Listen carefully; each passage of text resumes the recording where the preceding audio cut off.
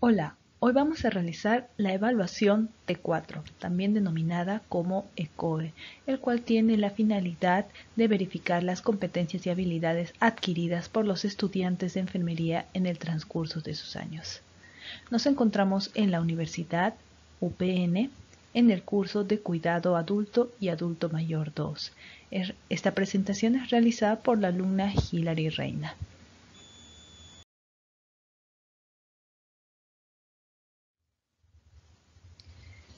Bueno, el caso designado por el curso de teoría es relacionado a la insuficiencia cardíaca congestiva, en el cual hemos priorizado el deterioro del intercambio de gases con el código 0030 relacionado a los cambios de la membrana alveolo-capilar y evidenciado por la frecuencia respiratoria de 30 por minuto, saturación de 90 y también porque el paciente está manifestando "me falta el aire, señorita".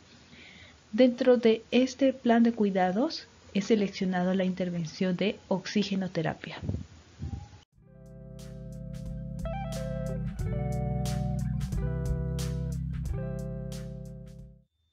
La oxigenoterapia es una medida terapéutica que consiste en la administración de oxígeno a concentraciones mayores en las que se encuentra el aire del ambiente, con la intención de tratar o prevenir los síntomas y manifestaciones relacionados a la hipoxia. Lo que pasa es que la insuficiencia cardíaca va a provocar lo que es el edema pulmonar. Una manera fácil de explicar es que esta patología vuelve al corazón insuficiente, incapaz de bombear la sangre, por lo que en la circulación de las venas pulmonares la sangre se va a estancar, por lo que va a haber un aumento en la presión de las venas pulmonares que va a empujar a ese líquido hacia el espacio pulmonar. En consecuencia, ya no va a haber una buena ventilación, perfusión de los pulmones, por lo que el paciente va a desarrollar esas manifestaciones clínicas de hipoxia, ¿no? Dificultad respiratoria. Entonces, ¿cuándo está indicado la oxigenoterapia? Este tratamiento está indicado para prevenir las situaciones de hipoxemia, que es la disminución de oxígeno en la sangre y que a la vez va a prevenir también la hipoxia, que es la disminución de oxígeno en los tejidos. Lo que sucede es que cuando el cuerpo entra en la hipoxia, vamos a tener valores de la presión parcial de oxígeno menor o igual a 60 o una saturación menor o igual a 90. Esto quiere decir que valores por debajo de estas cifras van a hacer que la hemoglobina pierda su afinidad con el oxígeno, que en consecuencia va a afectar a los tejidos porque ya no van a tener ese aporte, ese flujo de oxígeno, ¿no? Y así podremos observar manifestaciones clínicas como la resequedad de mucosas, las cefaleas, aleteo nasal, dificultad respiratoria y muchos más. Incluso manifestaciones más tardías como la cianosis, que podemos comprobarlo con el llenado capilar, que demoraría mayor a 2 segundos, ¿no? Cuando hay una falta de oxígeno. Dentro de este tratamiento vamos a utilizar dos sistemas de administración, el de alto flujo, en el cual vamos a ver la mascarilla Venturi, y el de bajo flujo, que son la cánula nasal o la mascarilla simple. El sistema de bajo flujo es el sistema en el que el paciente va a inhalar una mezcla del aire procedente de la atmósfera como del oxígeno medicinal suministrado. Esto quiere decir que la concentración de oxígeno en los sistemas de bajo flujo va a ser variable, debido a que no va a llegar el requerimiento inspiratorio total del paciente, debido a que este también va a coger del ambiente. Dentro del sistema de bajo flujo vamos a encontrar a la cánula binasal, también conocida como gafas nasales o bigotera nasal. Es el método más utilizado en la oxigenoterapia en los establecimientos tanto de salud como domiciliarios. Este va a proporcionar un flujo de oxígeno de 1 hasta 5 litros por minuto y una concentración de oxígeno de 24% hasta el 40%. Sin embargo, este dispositivo de bajo flujo, o también denominado como cánula binasal, va a presentar ventajas y desventajas. La principal ventaja es que es cómodo y bien tolerado para todos los pacientes. Va a permitir la comunicación, el comer, el beber sus alimentos, además de realizar actividades diarias, y que también se puede utilizar con humidificadores. Entre las desventajas tenemos que este puede producir lesiones por presión en orificios nasales y a la vez en los pabellones auriculares si no se tiene una constante movimiento de ese dispositivo, ¿no? Además que también cuando se utilizan en litros por minuto, mayormente como en 6, puede producir la que es la sequedad o irritaciones de la mucosa nasal. Entonces, para realizar el tratamiento de oxigenoterapia, aparte de la cánula nasal, vamos a utilizar otros dispositivos, como la fuente de oxígeno. Esa la podemos encontrar como una red integrada al hospital de gas, y también otro muy común es el balón de oxígeno. También vamos a utilizar el manómetro, que es el manorreductor que va a regular la presión con la que sale el oxígeno del cilindro. También el flujómetro, que permite controlar la cantidad de litros por minuto que van a salir de la fuente suministradora de oxígeno. Y por último, el humidificador. Todos sabemos que el oxígeno es un gas seco, por lo que va a molestar a la mucosa nasal. Entonces, ¿qué debemos hacer? Es utilizar el humidificador. Este humidificador es un recipiente en el cual se va a introducir agua destilada hasta los 2/3 de su capacidad para que pueda humidificar el oxígeno. Para continuar, tenemos los materiales para la administración de oxígeno medicinal a través de una cánula nasal. Principalmente la bigotera, que debe ser adecuada a la del paciente, a su edad, ¿no? También los túbulos o prolongadores y adaptadores, también el agua estéril para el humidificador, esparadrapo por si hay necesidad de sujetar la cánula nasal al paciente, ¿no? El alcohol para limpiar la zona, de repente limpiar los bordes de la cánula. También las torundas de algodón, hisopos, que son muy importantes porque primero debemos verificar la permeabilidad de las vías aéreas, ¿no? Que no se encuentre nada de mucosidad porque no va a permitir un buen flujo. También debemos verificar la historia clínica para revisar las indicaciones pautadas por el médico, y a la vez, como es un tratamiento, debemos registrarlo en el Cardex de enfermería.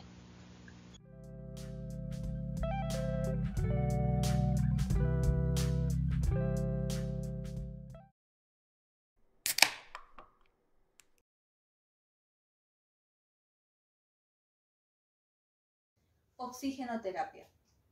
Primero debemos verificar en la historia clínica del paciente la prescripción realizada por el médico. Procedemos a identificar a nuestro paciente a través del brazalete. Vamos a tomar la saturación del paciente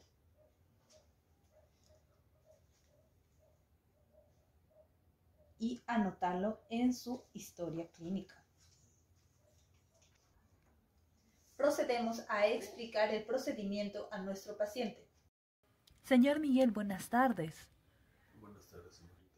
Señor, según la orden médica, se está indicando que nosotros coloquemos un tratamiento de oxigenoterapia. Vamos a utilizar una cánula nasal. Este procedimiento no duele y le va a ayudar a respirar mejor. ¿Le parece? Está bien, señorita, gracias. Continuemos. Procedemos a realizar la higiene de manos.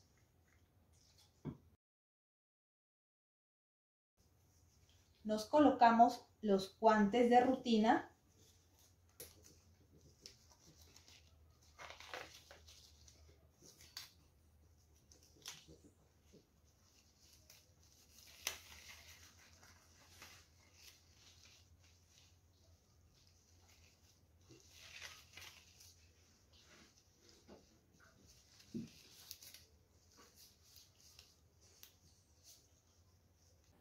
Si fuese necesario, debemos verificar la permeabilidad de las vías aéreas de nuestro paciente. En todo caso, podemos utilizar un algodón o hisopos para limpiar. Ahora, debemos verificar que nuestro humidificador contenga el agua estéril hasta sus 2/3 partes. Debe estar conectado a una fuente que suministre oxígeno, en este caso el balón de gas. y vamos a comprobar que nuestro equipo funcione correctamente. Conectamos la cánula binasal al humidificador.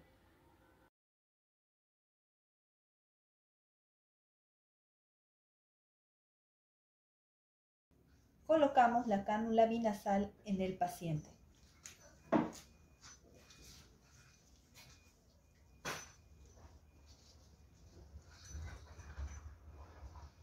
Vamos a sujetar y pasar los túbulos por detrás de los lóbulos de la oreja. Y ajustamos. En todo caso que no contemos con esta parte, podremos sujetar con esparadrapo desde la punta de la nariz o en las mejillas. Luego vamos a regular el flujo de oxígeno que necesita nuestro paciente, ¿no? Vamos a regular. Por último, vamos a descartar nuestros guantes de rutina en el tacho rojo. Realizamos la asepsia de manos. Vamos a registrar este procedimiento en nuestra hoja de enfermería y con el transcurrir del tratamiento vamos a ir verificando o monitorizando la saturación de nuestro paciente.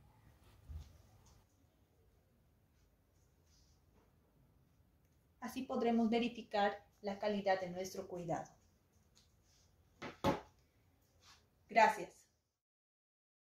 Entonces, ¿por qué la oxigenoterapia es relevante para tratar la insuficiencia cardíaca congestiva? Como ya mencionamos, esta patología lo que va a causar es una insuficiencia respiratoria que a la vez es consecuente a un edema pulmonar. Lo que pasa es que cuando el cuerpo detecta la hipoxemia va a activar sistemas de compensación, en este caso el gasto cardíaco, a través de la pre y la poscarga, que a la vez estos van a favorecer a lo que es el remodelado cardíaco. Entonces el papel de la oxigenoterapia es aumentar la presión parcial de oxígeno y con esto esos mecanismos de compensación ya no van a ser necesarios, por los que se va a restablecer las alteraciones cardíacas y respiratorias.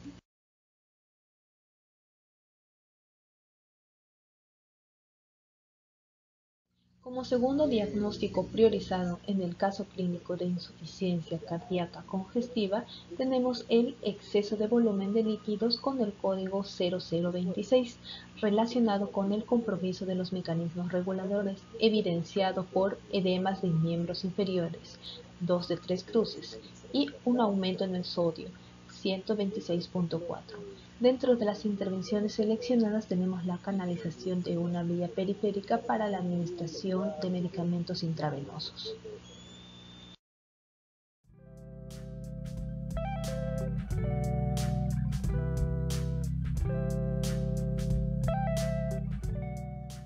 Entonces, la canalización de vía periférica es el posible acceso a la circulación venosa de una persona, en el cual se debe realizar con un determinado conocimiento y asepsia en la zona de punción. Es una inserción de un catéter o una bránula en una vena periférica y se recomienda que lo posible sea en las extremidades superiores. Así podemos verlo en la imagen. Entonces, los sitios de punción más recurrentes en enfermería para la canalización de las vías periféricas en miembros inferiores son las venas dorsales metacarpianas, que se encuentran en la parte dorsal de la mano. Tienen una gran ventaja porque dañan mínimamente al árbol vascular, pero van a limitar el movimiento, no permiten mayores diámetros de catéter y puede variar el flujo dependiendo de la posición de la mano. En segundo lugar tenemos las venas radiales y cubitales. Estas sí van a presentar gran comodidad para el paciente, sí van a garantizar un flujo constante, pero la inserción en esta zona va a dañar va a haber un mayor daño en el mapeo venoso del miembro superior. Y por último tenemos las venas basílica y cefálica, que admiten mayores diámetros de catéter y su canalización es muy fácil, ¿no? Al momento de nosotros ligar vamos a poder rápidamente ver cómo sobresalen estas venas. presentan un inconveniente de que el daño que causa en el árbol vascular es importante y además que puede variar con el flujo debido a que estamos en una zona de flexión. También debemos tener en consideración la elección del catéter. Acá vamos a presentar varias medidas. La última es la 24G, que es mayormente para pediátricos y para pacientes adultos mayores, en el cual el flujo que vamos a pasar es disminuido. También tenemos a la de 18, donde va a haber una mayor concentración de flujo, como podemos ver. Acá también se puede pasar lo que son transfusiones sanguíneas. Y la última, que es la 14, donde es mayor recurrente en lo que es las salas de operaciones, ¿no? Algunas de las complicaciones que puede tener un paciente en la colocación de la vía periférica es la infiltración. Acá vamos a ver cómo el líquido va a pasar a los tejidos subcutáneos y podemos presentar lo que son edemas. También en lo que es la extravasación, cuando ese líquido va a causar un daño, una lesión a la piel, ¿no? Así como podemos ver. Y por último, la inflamación por irritación química o mecánica. Así podemos ver que se va a formar la flebitis, que puede ser a consecuencia de una mala asepsia, de repente porque el medicamento es muy irritante, o de repente mecánica porque al momento de nosotros realizar una punción hemos dañado la parte en donde el endotelio de la vena, ¿no? Entonces, ¿cuándo está indicado la colocación de una vía periférica? Se utiliza entonces para restituir el equilibrio ácido-base, para la administración de fármacos y fluidos al torrente sanguíneo, mantener la hidratación en los pacientes con intolerancia oral. Ahí vemos a los pacientes que están constantemente vomitando, para transfusiones de productos sanguíneos y eritrocitos y plasmas, ¿no? Por ejemplo, cuando los pacientes han tenido traumas, accidentes, entonces es muy importante, ¿no? Podemos colocar un catéter de 18 hasta 14, ¿no? En casos graves, para nutrición parenteral y para mantener un acceso venoso con fines terapéuticos. Justamente esta es la función del catéter venoso periférico, por la cual vamos a ponerlo a nuestro paciente con insuficiencia cardíaca congestiva. Dentro de los materiales que vamos a utilizar para la canalización de la vía periférica son la mesa auxiliar, para ahí poner todos nuestros medicamentos, todos los productos que vamos a utilizar, una esponja jabonosa y toalla para la desinfección, para la asepsia de la zona de punción, un compresor o liga que se va a poner de 10 a 15 centímetros antes de la flexura o antes de la zona de punción, un catéter venoso, la válvula antirreflujo, la tira adhesiva o esparadrapo para poder fijar nuestro catéter, las gasas estériles, la solución antiaséptica, el apósito quirúrgico estéril, los guantes no estériles para proteger a nuestro paciente y por último el contenedor de material punzante y el material usado, ¿no? En este caso, como son agujas, vamos a descartarlo en el tacho de cortopunzantes.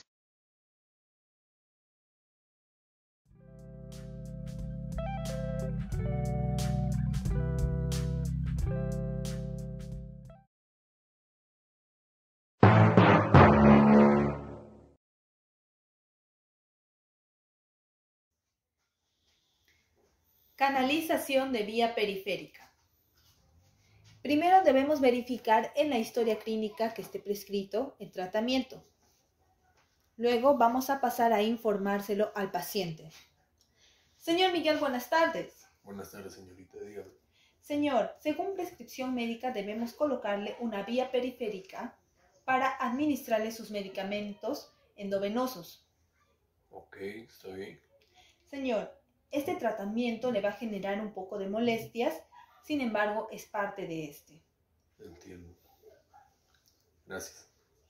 Ahora, vamos a pasar a realizar la asepsia de manos.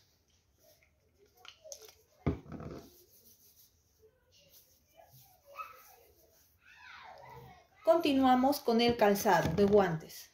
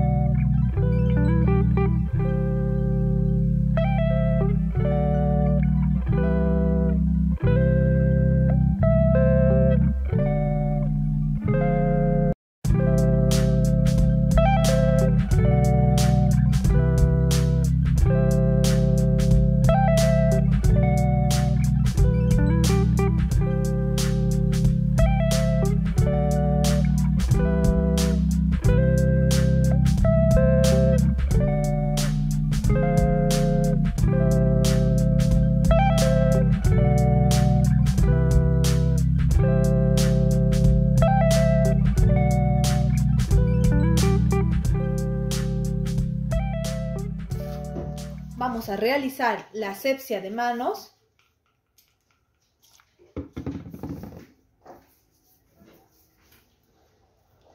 Y por último, vamos a registrar nuestro procedimiento en la hoja de enfermería del paciente. Entonces, ¿por qué la canalización de la vía periférica es relevante para tratar la insuficiencia cardíaca congestiva? Bueno, gracias al acceso venoso que proporciona esta vía periférica podremos infundir los medicamentos sin la necesidad de volver a realizar el procedimiento. Es decir, vamos a introducir los medicamentos en bolo sin realizar una nueva punción para no dañar lo que es la vascularidad de la zona. De modo que esta vía también va a proporcionar una mayor biodisponibilidad de los medicamentos y su acción va a ser mucho más rápida. Por lo que en situaciones de emergencia, por ejemplo, cuando se suscita una insuficiencia cardíaca aguda, va a ser prioritario. El tratamiento de esta patología se da o incluye mayormente medicamentos de administración intravenosa como los diuréticos, los vasodilatadores y la morfina. Por eso es importante la canalización de la vía periférica.